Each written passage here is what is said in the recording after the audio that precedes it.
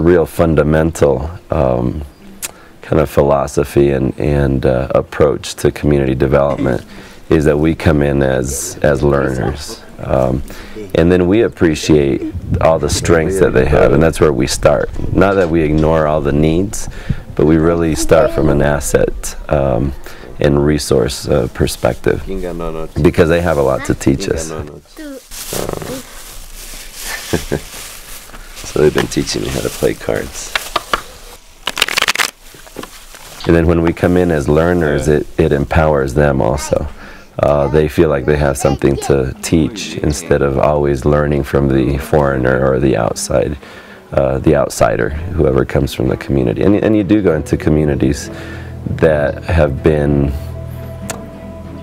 kind of subjected to that relationship, and you know, some communities they're just waiting to see what you're going to give them.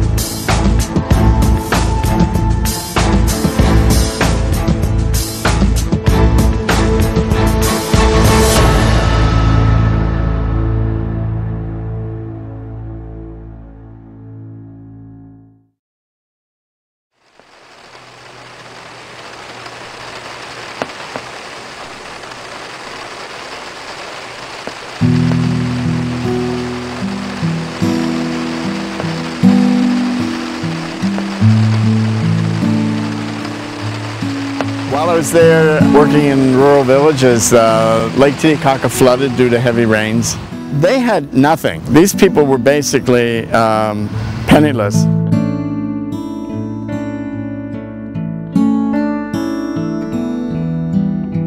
A government agency, a Peruvian government agency, decided that instead of just giving handouts of food to get people through, people who'd lost their land, lost their houses, that they would create a model agrarian reform project.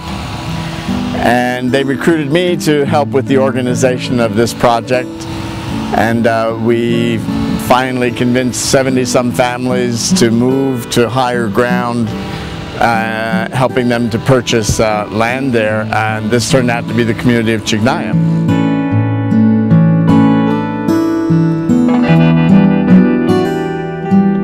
There were no houses.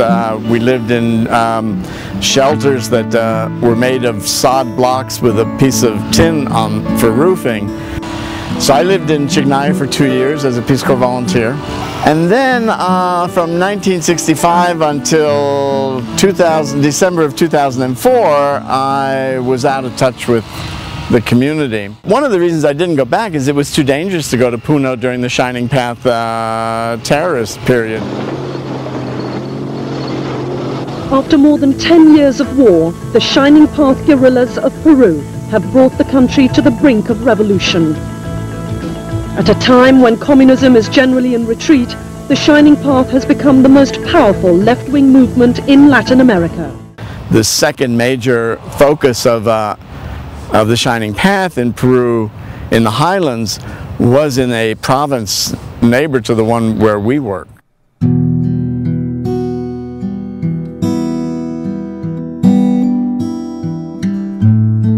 One day I got an email out of the blue from someone whose email address was chijnaya@hotmail.com. And I'm like, oh my gosh, who could this be? And he said, I found you on the internet. Why don't you come back and visit? We visited the community. And of course, in the conversation, since they remembered me in my role as an applied anthropologist helping the community, they said, oh, by the way, wouldn't you like to help us again? So we created the Chijnaya Foundation, and we've been working back there now for 3 years, essentially, on a great variety of projects. We welcome people from everywhere to help out. Today, Chijnaya is like a lot of other very poor communities, both in Latin America and maybe even compared to sub-Saharan Africa. We have a community that's quite isolated still. We also have a community that's susceptible to climate change that we've seen in the last couple of years. We've had record freezes there where children, not necessarily in Chijnaya, but in surrounding communities, have died. And in the last couple of years, we've had Loma global health students who have been part of that engagement in trying to work with Chijnayans to make a difference in their community.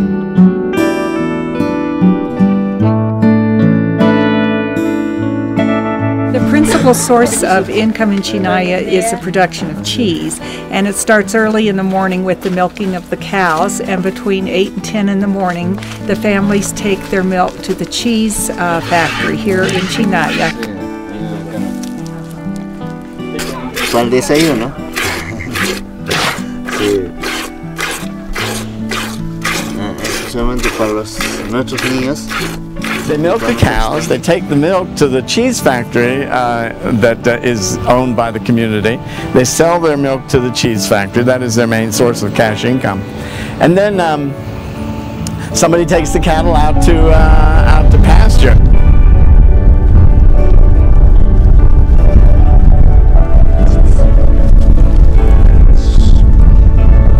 This all depends on the time of year and in terms of what kinds of activities they're going to be doing. They may be out plowing, they may be out in the fields harvesting, depending on the year. And then they work in artisan activities as well. And that sort of regular routine is interrupted by a fair number of fiestas, let's say. Mucho me gusta porque no hay humo. No sale, no humea en la casa, en el cuarto. She's saying that she loves her new stove because it's taken all the smoke out of the room, and now her eyes aren't irritated, her lungs feel better, she's not going to be so ill. And she hopes that before the stovepipe needs replacing, that she gets another one in its place. The biggest difference that an improved stove makes in a home is the reduction of smoke and particulate matter. If you go to a traditional kitchen, they cook on an open fire. So when you look at the kitchen, it's all completely black with soot from the smoke coming out of that fire. The improved stove puts the smoke outside of the kitchen and the house and through a chimney. But the main thing is that smoke reduction, which is a huge problem, especially for children that are usually carried on the back of the mother who's cooking there. And so you have a huge problem with upper respiratory infections with kids that are exposed to that smoke.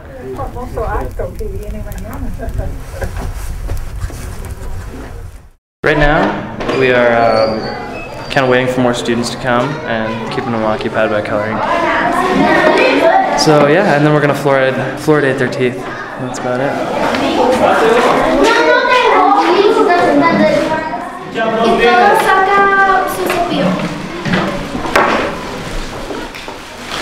¿Y cómo debe cepillar sus dientes? Muy bien. De arriba y abajo, muy bien, con fuerza.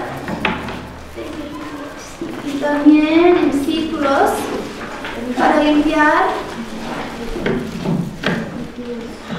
Y después de terminamos, tenemos que limpiar la lengua, así. Muy bien, y tienes que limpiar cada diente.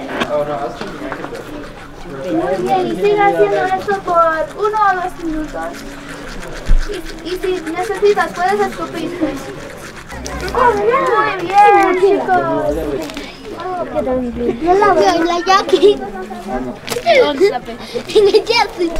Lávate. Mano, ahí, tu diente, tu diente. Vamos a cepillar con eso, ¿ok? Juntas, vamos a... Es otra manera de hacerlo. Abre tu boquita. Abre. Sí, ajá. Así se puede hacer con los que están muy jóvenes. Yeah. Yulisa.